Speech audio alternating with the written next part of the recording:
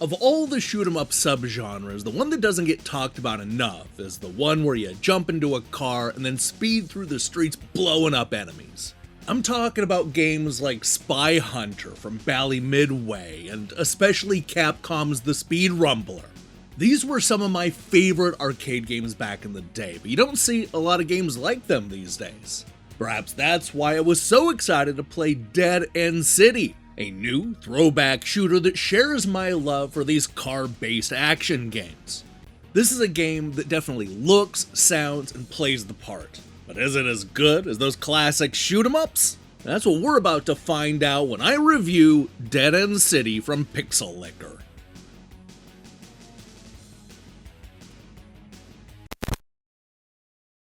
It's the future, and those Mad Max movies have basically come true.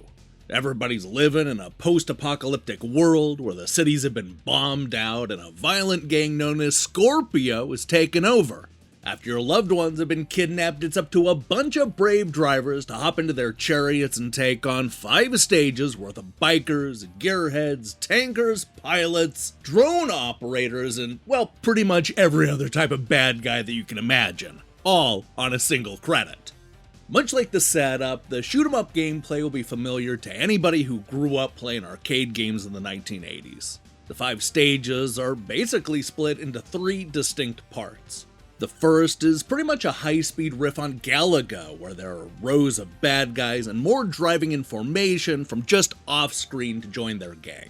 These first few waves are every bit as straightforward as the highway that they're on, which is really just one long straight stretch. Now, after you've taken out 7 waves of enemies, you'll be introduced to the second part of the stage. This is where the game feels the most like the Speed Rumbler and other overhead run-and-gun shooters, as you'll fight a lot more than just men in battle-ready cars. You'll have to hunt down enemies, hiding behind safety, and using the environment to their advantage, all while we're moving around a much more interesting and intricate stage layout. Although short, these middle sections are Dead End City at its absolute best. Now, once you've completed that part of the stage, it's off to the multi-part boss battle. Once again, this is presented on a very long straight stretch, which means that the only thing you really need to worry about is dodging bullets. In true old-school fashion, every boss is driving a vehicle that has a dozen or more different types of things to blow up, such as gun turrets in the front or a drill on both sides that'll send rocks flying at your car. You actually don't have to destroy every part of the boss, because the real target is usually just the guy controlling the giant vehicle. Once you beat them, it's off to the next stage where you pretty much do the exact same thing all over again. Although we start out with only one character, there are 5 different characters to play and unlock, each with their own personality and cars. This can actually change how you play the game, as each of the different vehicles has their own type of gun pattern and, more importantly, special attack. For example, Crankcase's Blue Chariot has this incredibly effective laser weapon that you can use to zero in on a specific enemy. My absolute favorite character is a crazy one-eyed cat lady named Hetty who actually throws her feline friends at the bad guys. That's a lot of fun and surprisingly effective. From the tall aspect ratio to the authentic pixel graphics, this game definitely looks like it could have been a long-lost arcade game from back in the day. This is a developer that understands the genre and knows how to keep players hooked. They end up making a lot of smart decisions here, not only with the gameplay and the level designs, but also with the different modes and the stuff that you can unlock. This is a game that gives you plenty of incentive to replay the same 5 stages over and over and over, and the 3 distinct parts of the level helps to break up some of the repetition. Even after beating the game, I wanted to go back in and fight the Scorpio gang, just so I could buy the new characters, their different looks, the harder difficulties, and even a sound test. That said, even with all those extras to save up for, there's no question that Dead End City is a short game that most shoot-'em-up fans will be able to complete rather quickly. The default difficulty isn't especially hard, so it's all going to come down to competing for the high score and unlocking the more challenging modes. While I enjoyed fighting wave after wave of bad guys in the Galaga section, I kinda wish that they had been saved for the alternate highway mode, instead giving us more stages that resembled the Speed Rumbler. I liked those more traditional levels, and much preferred swerving around obstacles and running over enemies that made the mistake of being outside of their cars. Those middle bits are too short and only hint at more compelling level designs. Speaking of which, the 5 stages just aren't as different as I would have liked.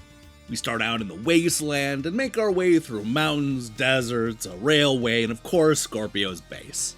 Look, these levels are fine, but some of them blur together after a while.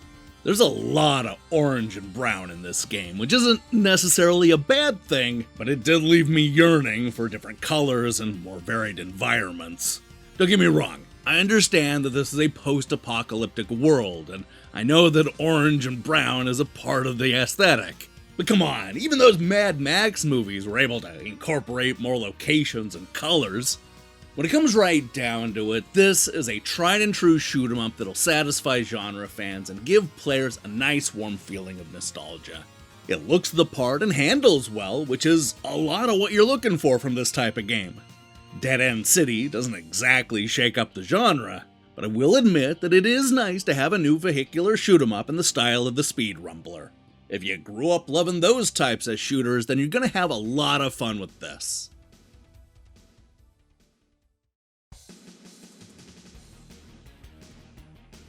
Dead End City is the Mad Max shoot 'em up that we've all been waiting for.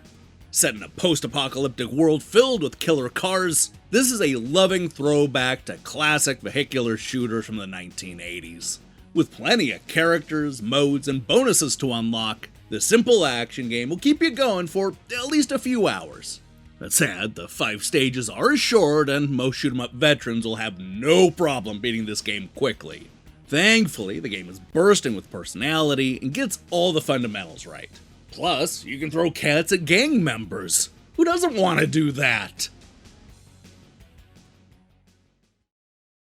Hey, thanks for watching our review. If you liked what you saw here, then you should know that we post new reviews and features almost every day. Now, here's the question I have for you. What's your favorite vehicular shoot 'em up? Look, it doesn't have to be 2D, but you definitely need to be in a car or something and shooting at people. Let me see your picks in the comments below. In other news, we'll be back later this week with another Nintendo Switch Online Review Crew episode, plus more fun. While you wait for that promised fun, do me a favor and click that subscribe button and support what we're doing here. Until then.